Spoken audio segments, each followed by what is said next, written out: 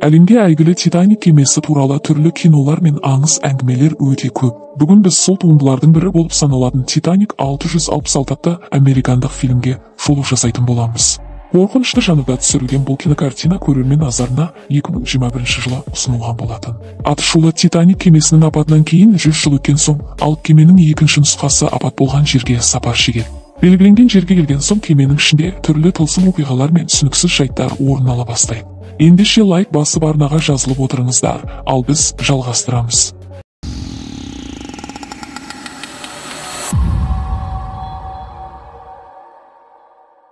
110 жылдан кейін ірі корпорация круиздік лайнерді қайта жасап, оны Титаник 3 деп атады. Бортына журналистер мен кәсіпкерлер шақырылды. Профессор Хэл Кокрон Титаниктің батқан жолаушыларының заттарын су астынан шығарып, оларды круиз барысында қонақтарға сатуды жоспарлады. Жаңа лайнердің алғашқы сапарына әйгілі блогерлер Мия мен Джексон Стоун да келді. Олар барлығын камераларына түсіре бастады. Титаник 3 капитаны Селеста Родс командаға соңғы нұсқаулар берді. Ол экипажға Брайан Эндрюсті таныстырды. Оның міндеті қонақтардың қауіпсіздігін қадағалау болатын. Лайнерде тұрақты қауіпсіздік маманы Гектор да бар. Алғашқы танысудан кейін капитан Родс сапарға бастау берді. Титаник 3 сапарға шыққан сәтте багаж бөлімінен Идина есімді әйел шықты. Ол алғашқы Титаник капитаны Эдвард Смиттің шөбересі болатын. Идина мұнда бір мақсатпен келген еді. 110 жыл бұрын қаза тапқан жандардың мазасын алған жолаушыларды жазалау. Әсіресе профессор Кокронды қинағысы келді.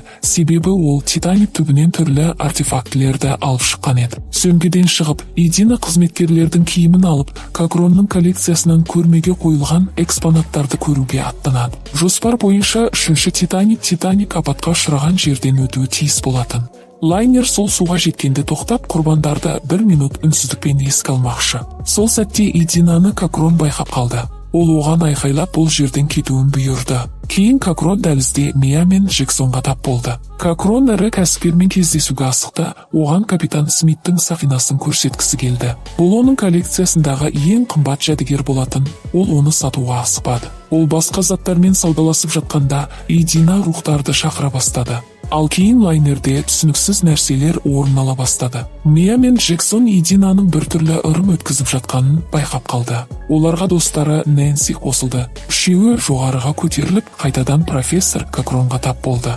Олардың арасында келіспеушіліктер туындады. Джексон тіпті Мия мен Кокрон қылымси бастағанда оған жұдырық ала жүгіре жаздады. Қуанышқа орай бәрі бейбіт жолмен шешілді. Титаник 3 батқан кеме үстіне жеткенде бүкіл кемеде 1 минут үнсіздік жарияланды. Сол сәтте Идина өзінің рәсімін аяқтап, арғы дүниеден атасы Эдвард Смиттің рухын шақырды. Ол басқа рухтарды оятты, сосын кемеде елестер пайда бола бастады. Мия мен Джексон палубада болғанда, арттарынан Мэрилин Мэнсонның елесі скрипкамен шыға келді. Алғашында Мия ештеңе күдіктенбеді, тіпті билей бастады. Бірақ скрипкашының нотасы өзгеріп, тыңдау мүмкін емес бола бастады. Мия көзін жұмып алды, ал Джексонды елес қолдар сүйреп алып кетті. Мия көмекке шақырды, оның айғайына Кокрон жүгіріп келді. Ол қызды лайнердің ішіне кіргізбек болған, бірақ Мия осында қалып жігітін құтқарғысы келді. Сол сәтте скрипкашы Мэнсон қайтадан пайда болып, Мияның өміріндегі соңғы әуенді орындады. Титаник 3 құралдары ақау бере бастады.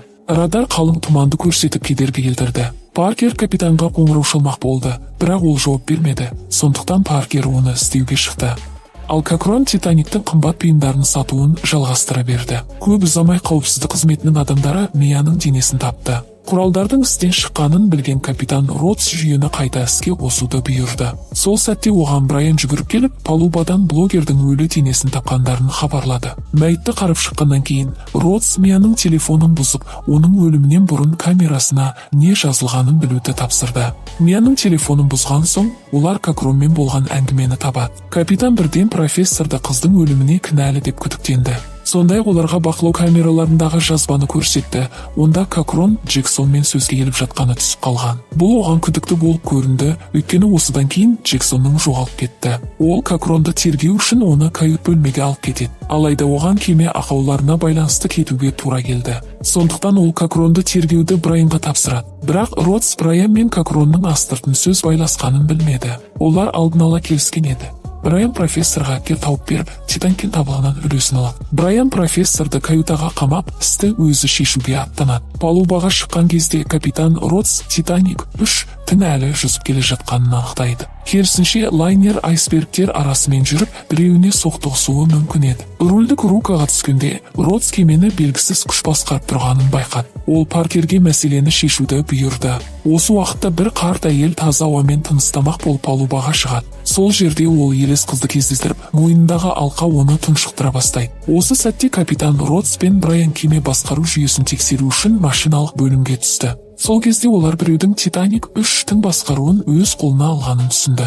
Оның үстіне қозғалтқыштардың бірі апатты жағдайда еді. Қанша тырысқанымен оны жөндеу мүмкін болмады. Қозғалтқыш жарылып кетпес бұрын Эндрюс капитанды кері тартып, оның өмірін құтқарып қалды. Рульдік рубкаға қайта оралған олар Титаник 3-тің айсбергке қарай бет алғанын білді. Родс көмек сұрамақ болып, лайнер иесі корпорацияға қоңырау шалайын деп шешті. Сол уақытта Кокронның каютасына су кіре бастады. Сол жерде тағы бір елес пайда болып, профессорға шабуыл жасады. Брайан Кокронның каютасына кірген кезде, оның жерде оны қорқыныштан дірдектеп жатқан жерінен тауып алады. Оны көтеріп алып, капитанға алып барады. Кокрон қандайда бір елестер туралы айта бастайды, бірақ барлығы оның сөзін ақымақтық деп санайды. Эндрюс профессорды алып кетіп бара жатқанда, олар баспалдақта Идинаға тап болады. Ол бұрыннан бері Титаник жолаушыларының дауыстарын еститінін айтады. Біраз уақыт олар үнсіз болған, бірақ Кокрон олардың заттарын судан шығарған соң, елестер қайтадан оған сөйлей бастапты. Сол себепті ол профессордан кек алайын деп шешіпті. Ол осы мақсатта рухтарды осы әлемге шақырған. Күзетші Кокренмен кетіп бара жатқанда, олардың алдында тағы да елес пайда болады. Кокрон сол сәтте жасырынып қалады, ал күзетші елес қолынан қаза табады. Брайан және тағы бір қауіпсіздік маманы Идинаны каютаға қамап тастайды. Бұл жерде капитан Смит пайда болады. Ол өз шөбересімен қосылып, оған елестердің күшін береді. Идина сол күшті Брайанды есінен тандыру үшін пайдаланып, Титаник 3-ті айсбергке бағыттау үшін рульдік рубкаға аттанады. Бұл жерде Идина қара күшті қолданып капитанды және экипажды өлтіреді. Содан кейін ол кемені толық бақылауына алады. Алайда Родс тез есін жиып, Идина мен Смитті өздерінің ойларынан бас тартуға көндірмек болады. Ол Идинаға өтінеді, себебі тек қыз ғана Смитті тоқтата алады. Идина өзінің қате жасап жатқанын түсініп, атасының елесін тоқтату үшін өз мойнын кесіп тастайды. Осы сәтте капитан Титаник 3-ті құтқарудың енді мүмкін еместігін ұғады. Лайнер айсбергке бір бортпен соғылып, суға бата бастайды. Жолаушыларды шұғыл эвакуациялауға тырысуда. Родс жағалаудан көмек сұрайды, бірақ ең жақын кеменің өзі оларға тек 2 сағатта ғана жете алады. Елестерді тыныштандыру үшін олар судан алынған артефактілерді қайтадан мұхитқа тастауға шешім қабылдайды. Бұл уақытта Брайан қалталарын қымбат әшекейлермен толтырып үлгереді. Ол әлі де байғысы келеді, бірақ оның жолында Мияның елесі пайда болады. Мия Эндрюске тапаншаны басына тақап, шүрпені басуға мәжбүрлейді. Осыдан кейін ол да кекшіл елеске айналып, адамдарды өлтіре бастайды. Титаник 3 суға батқаннан кейін Кокрон мен Родс бір қайықта қалады. Профессор өзінің жасаған әрекетінің қаншалықты жаман екенін түсініп, адамдардың өлімінен пайда көргісі келгені үшін өкіне бастайды. Осыдан кейін Кокрон қайтыс болып, кейін елес кейпінде оралып, капитанға шабуыл жасайды.